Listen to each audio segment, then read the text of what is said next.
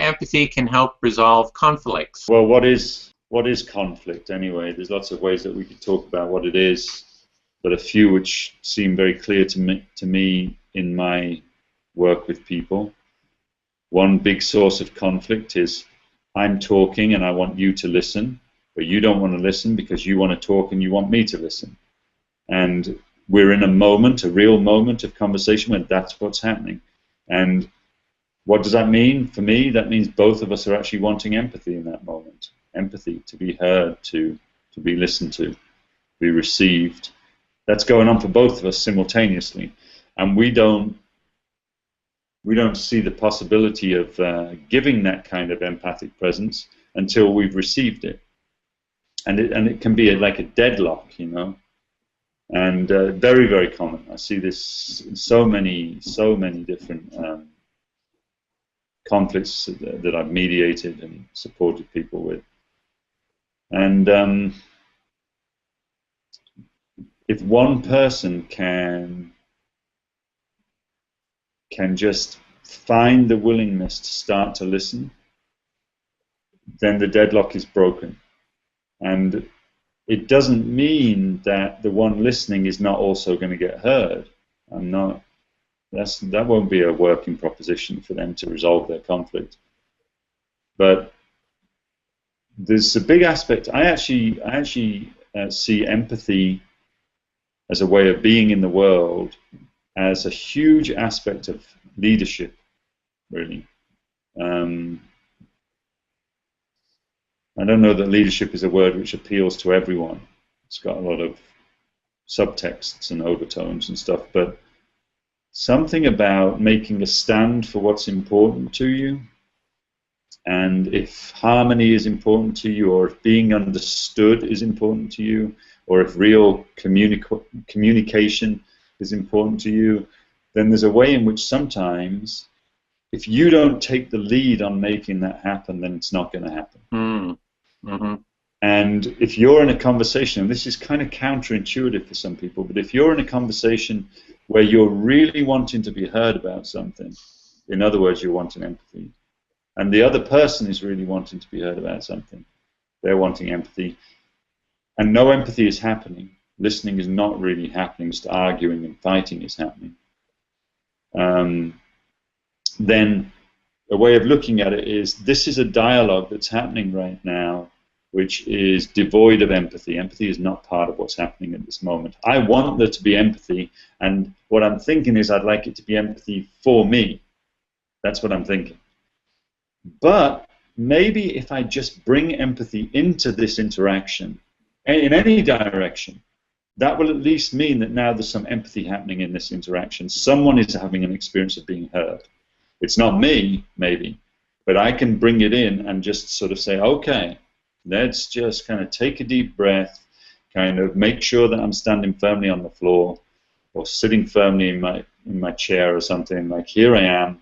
I'm going to do what I can to bring empathy into this situation by listening to the other person. And it can, you know, sometimes it can feel like you've kind of got to take a deep breath, you know, like you're about to dive into freezing cold water or something that you're kind of nervous about.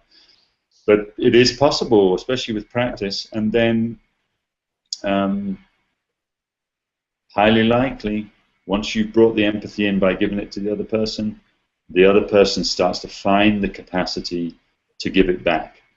You know, it kind of becomes this exchange that's happening, and that can very often be that's the end of the conflict in a certain way. It's like we're still in disagreement with each other about things maybe, but we're not disconnected from each other and we're not in conflict. I think that to be in conflict requires us to be disconnected from each other. But we can be in disagreement with each other and still be very connected to each other, and empathy is a way of facilitating that happening. It's like, I don't agree with what you're saying, but I am curious about why you're saying it.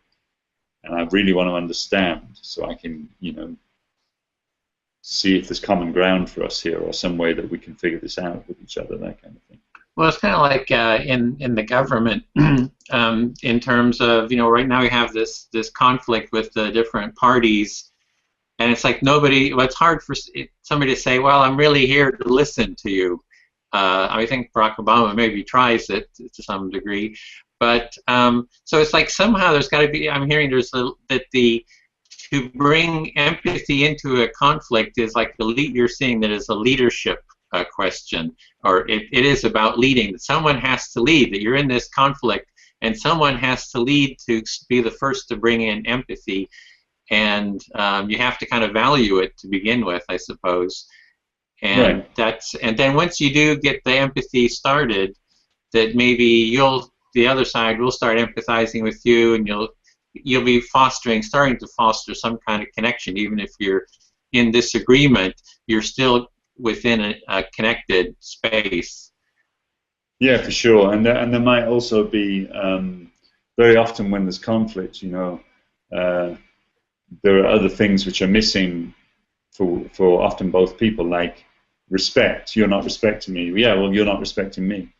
Or care. Like you don't care about what I think, or my needs don't matter to you. Yeah, well, my needs don't matter to you either. That kind of thing. Very often the same thing appears to be absent to both people if they take the time to notice. And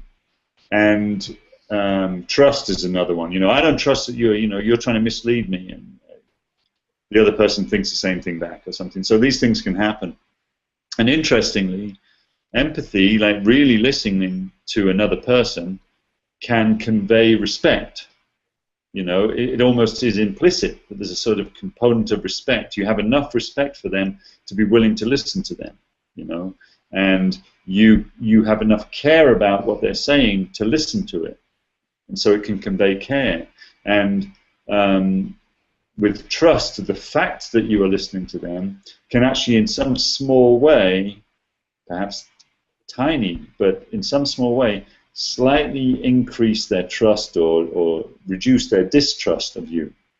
So trust is being slowly enhanced. It's very hard to build trust sometimes, but empathy is a way that potentially you can go there.